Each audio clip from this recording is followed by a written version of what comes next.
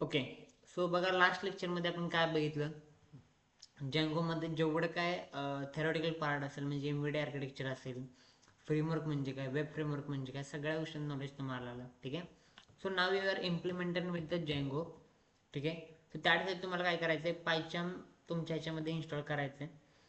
Simply क्रोमला जाऊन पायचामचं search करा, त्याची कम्युनिटी एडिशन डाउनलोड करा, so that it will not ask for you for the price. ठीक आहे. बघा, ज्यावेळेस तुम्ही पायचाम ओपन कराल, त्याच्यामध्ये very first thing you have to start a new project. ठीक आहे. सपोज इथं मी वाय टी डी जँगो 1 किंवा वाय टी डी जँगो मी नाव दिलं.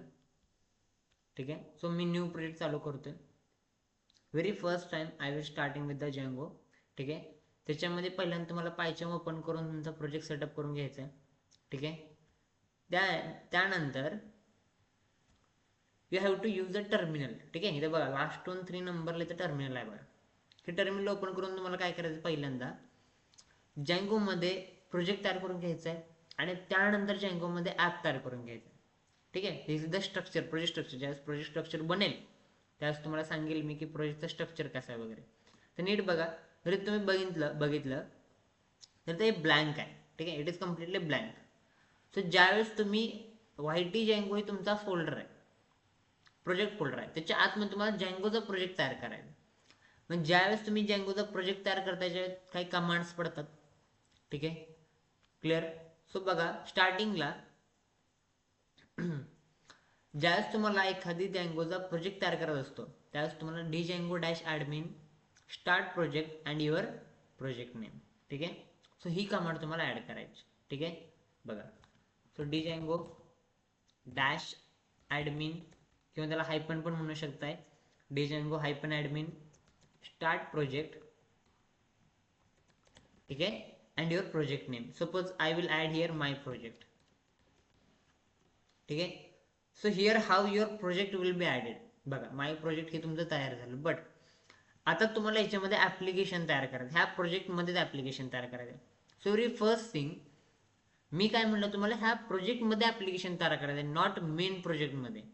तुमचा मेन प्रोजेक्ट कोणता आहे, वाय टी डी जँगो.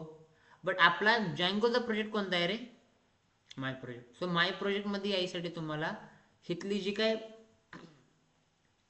डायरेक्टरी आहे ती तुम्हाला चेंज करावं लागेल टू द माय प्रोजेक्ट. म्हणजे चेंज द डायरेक्टरी करण्यासाठी तुम्हाला सी डी आणि तुमच्या डायरेक्टरीचं नेम, सपोज मी ते ॲड केलं माय प्रोजेक्ट. ठीक आहे.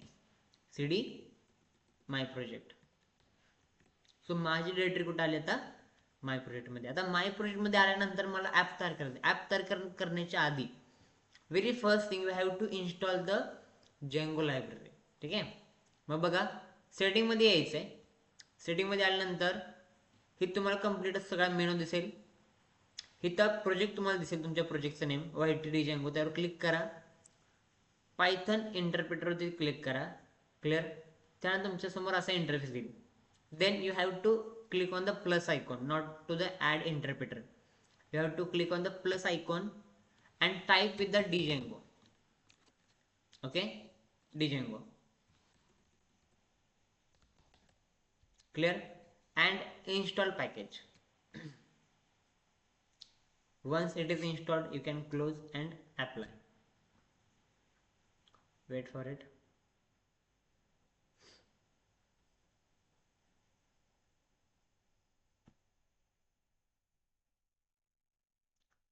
And do confirm that की ज्यावेळेस तुमचं इन्स्टॉलिंग चालू असेल त्यावेळेस किंवा जँगो सोबत ज्यावेळेस तुम्ही इम्प्लिमेंट करत असाल, then your network connection should be connected.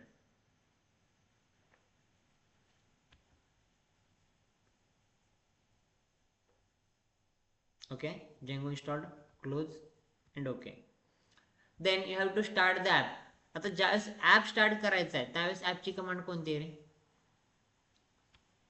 Django ॲपसाठी पायथन manage.py स्टार्ट ॲप आणि ॲपचं नेम. ठीक आहे. So Python manage.py start app and your application name. Suppose I will add here my app. ठीक है. I will add here my app. Enter.